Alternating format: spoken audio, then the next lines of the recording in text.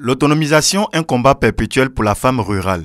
25 femmes d'un certain âge apprennent à lire et à écrire au sein de l'école primaire publique de Télébocan, village de la commune de Diabo, région de Gbeke. Cette séance de cours d'alphabétisation destinée aux femmes du village est à l'initiative de Rebecca Yao, présidente de l'ONG Diabo, ville émergente. Il s'agit d'œuvrer pour l'autonomisation de la femme rurale.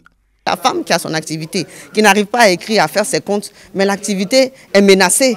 Il faut qu'elle-même puisse comprendre ce qu'elle fait et puisse pouvoir s'organiser de sorte à devenir un bon gestionnaire. Et c'est cette culture-là qu'elle apprend aussi à ses enfants, qui la voient travailler, qui la voient être organisée dans son temps, dans son travail et dans la gestion de ses ressources.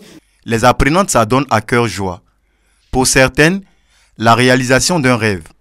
Avant que j'étais petite là, je n'ai pas envoyé à l'école. Notre maman, Rebecca, elle a dit que nous n'avons qu'à venir à l'école et puis on connaît un PMP.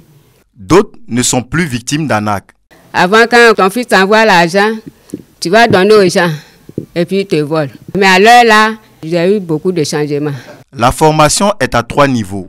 Pour les instructeurs, les tâches ménagères ralentissent parfois l'apprentissage. Étant même en classe, il y a des maris même qui vont se plaindre.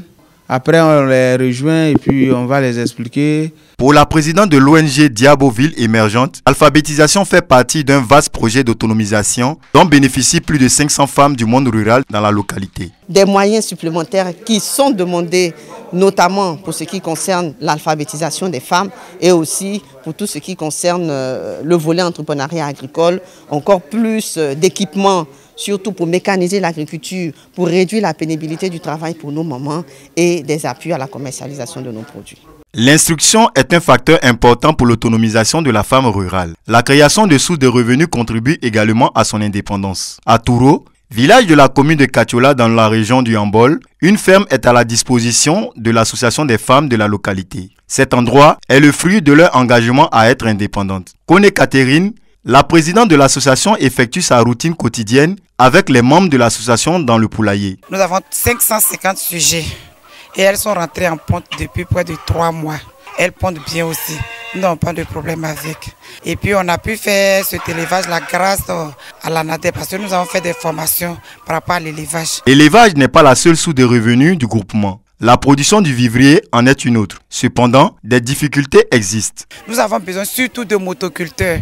Parce que nous avons des problèmes avec la récolte. Mais c'est à partir du début que ça commence. Les machines, on n'a pas vite ça. Le temps que nous ayons la machine pour faire nos labos, en ce moment, la pluie est déjà, la saison des pluies est déjà avancée. Donc nous faisons un peu en retard. Ce qui fait que la sécheresse vient avant la récolte. Nous avons toujours des problèmes pour ça.